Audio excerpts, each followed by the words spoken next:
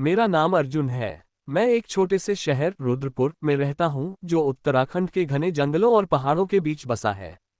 मेरी जिंदगी साधारण थी, एक छोटा सा यूट्यूब चैनल जहां मैं ट्रैवल व्लॉग्स और लोकल मिथकों पर वीडियो बनाता था।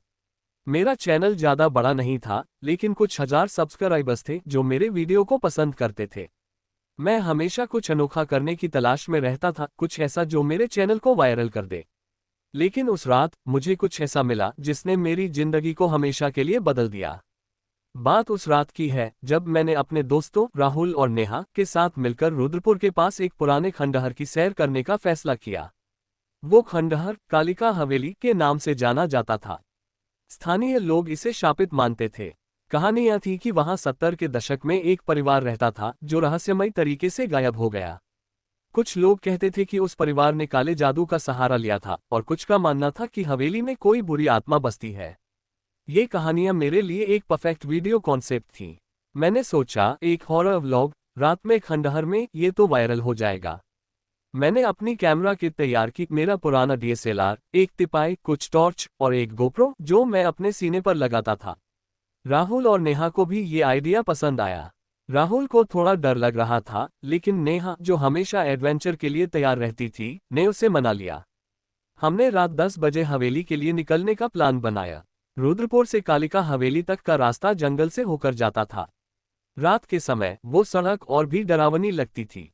पेड़ों की छायाएं सड़क पर अजीब अजीब आकृतियां बनाती थीं और हवा में एक ठंडक थी जो सामान्य नहीं लगती थी। मैंने गोप्रो ऑन कर लिया और व्लॉग की शुरुआत की। हाय दोस्तों, अर्जुन यहाँ। आज हम रुद्रपुर की सबसे डरावनी जगह कालिका हवेली में जा रहे हैं।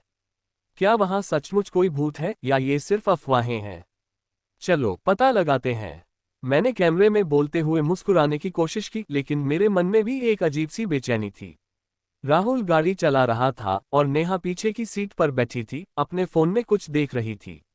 अर्जुन, तुम्हें यकीन है ना कि ये सुरक्षित है?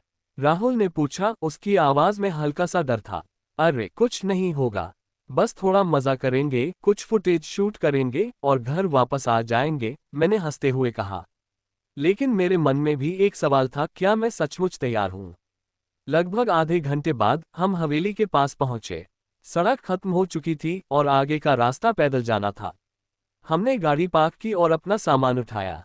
जंगल में सन्नाटा था, सिर्फ झींगुरों की आवाज और हवा के हल्के झोंके। मैंने टॉर्च ऑन की और हवेली की ओर बढ़ने लगा। हवेली जंगल के बीच एक पुरानी जीर्ण शीर्ण इमारत थी। इसकी दीवारें टूटी फूटी थीं और खिड़कियों में शीशे की जगह सिर्फ अंधेरा दिखता था। मुख्य दरवाजा आधा खुला था, जैसे किसी ने उसे सालों पहले छोड़ दिया हो। मैंने गोप्रो को एडजस्ट किया और डीएसएलआर को तिपाई पर सेट किया। यहाँ का माहौल तो सचमुच डरावना है, नेहा ने कहा, उसकी आवाज में उत्साह और डर का मिश्रण था। हाँ, लेकिन यही तो हमें चाहिए, डरावना माहौल, परफेक्ट व्लॉग, मैंने कहा, और हम अंदर घुस गए। हवेली के अंदर धूल और सड़न की गंध थी। फर्श पर पड़ी टूटी फूटी चीजें, कुछ पुराने फर्नीचर, टूटे हुए बर्तन और दीवारों पर फीके पड़ चुके चित्र। मैंने कैमरे में सब रिकॉर्ड करना शुरू किया। दोस्तों, ये देखो, ये हवेली कितनी पुरानी है। लगता है यहाँ कोई सालों से नहीं आया। हम हवेली के अलग अलग कमरों में घूमने लगे। हर कमरे में कुछ ना कुछ अजीब था, कहीं दीवार पर अजीब से निशान, कहीं टूटी हुई मूर्तियां। एक कमरे में हमें एक पुराना दर्पण मिला जिसका शीशा धूल से ढका था। नेहा ने उसे साफ करने की कोशिश की, लेकिन जैसे ही उसने कपड़ा छुआ, हमें एक तेज चीख सुनाई दी। ये क्या था? राहुल ने डरते हुए पूछा। शायद कोई जानवर होगा, मैंने कहा, लेकिन मेरी आवाज में यकीन नहीं था। हमने उस कमरे को छोड़ दिया और आगे बढ़े। हवेली के सबसे ऊपरी माले पर एक कमरा था जो बाकी कमरों से अलग था। उसका दरवाजा लकड़ी का था और उस पर कुछ अजीब से नक्काशी थी, कुछ प्राचीन प्रतीक जो मुझे समझ नहीं आए। मैंने दरवाजा खोलने की कोशिश की, लेकिन वो जाम था। राहुल और मैंने मिलकर उसे धक्का दिया और आखिरकार वो खुल गया। अंदर का दृश्य चौंकाने वाला था। कमरे के बीच में एक पुराना टेबल था जिस पर एक कैमकॉर्डर रखा था, वैसा जो 90 के दशक में इस्तेमाल होता था। उसके बगल में कुछ पुरानी वीएचएस टेप्स थीं। ये क्या है? नेहा ने उत्साह से कहा। लगता है हमें कोई खजाना मिल गया। मैंने कैमकॉर्डर उठाया। वो पुराना था, लेकिन बैटरी अभी भी काम कर रही थी। मैंने उसे ऑन किया और स्क्रीन पर कुछ धुंधली तस्वीरें दिखने लगीं। लगता है इसमें कोई पुराना वीडियो है, मैंने कहा। हमने कैमकॉर्डर को अपने डीएसएलआर से कनेक्ट किया और वीडियो चलाया। स्क्रीन पर एक परिवार दिखा, एक आदमी, एक औरत और 2 बच्चे। वो हवेली के अंदर ही थे और ऐसा लग रहा था जैसे वो किसी रस्म की तैयारी कर रहे हों। उनके चेहरों पर अजीब सी गंभीरता थी। फिर वीडियो में कुछ अजीब हुआ। कैमरा एक अंधेरे कमरे में गया जहां एक पेंटाग्राम बना था। उस पर कुछ मोमबत्तियां जल रही थीं और एक अजीब सी आवाज गूंज रही थी, जैसे कोई मंत्र पढ़ रहा हो। अचानक वीडियो रुक गया।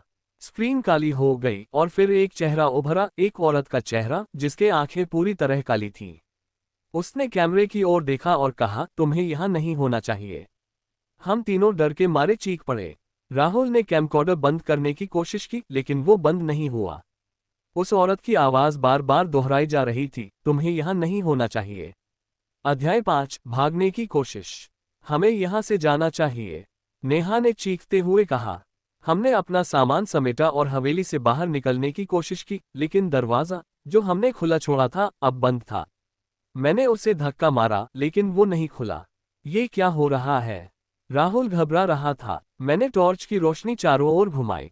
हवेली का माहौल अब और भी भारी लग रहा था। हवा में एक अजीब सी ठंडक थी और हमें बार बार ऐसा लग रहा था जैसे कोई हमें देख रहा हो।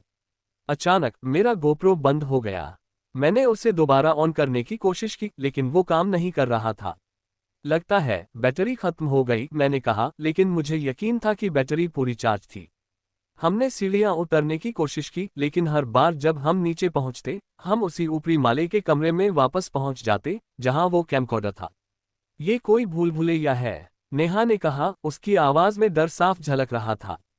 कई बार कोशिश करने के बाद हमने हार मान ली और उसी कमरे में बैठ गए। मैंने फिर से कैमकॉर्डर उठाया, शायद उसमें कोई सुराग हो। मैंने दूसरी वीएचएस टेप डाली और उसे चलाया। इस बार वीडियो में वही परिवार दिखा, लेकिन अब वो डरे हुए लग रहे थे। वो औरत, जो पहले गंभीर थी, अब चीख रही थी। हमने गलती कर दी, हमें उसे नहीं बुलाना चाहिए था। फिर वीडियो में एक अंधेरी आकृति दिखी, एक लंबा काला साया जिसके चेहरे की जगह सिर्फ अंधेरा था। उसने परिवार की ओर बढ़ना शुरू किया और वीडियो फिर से कट गया। ये क्या था? राहुल ने पूछा। लगता है उन्होंने किसी चीज को बुलाया था, कुछ ऐसा जो अब भी यहाँ है, मैंने धीरे से कहा। तभी हमें एक ठंडी हवा का झोंका महसूस हुआ और कमरे का दरवाजा अपने आप बंद हो गया।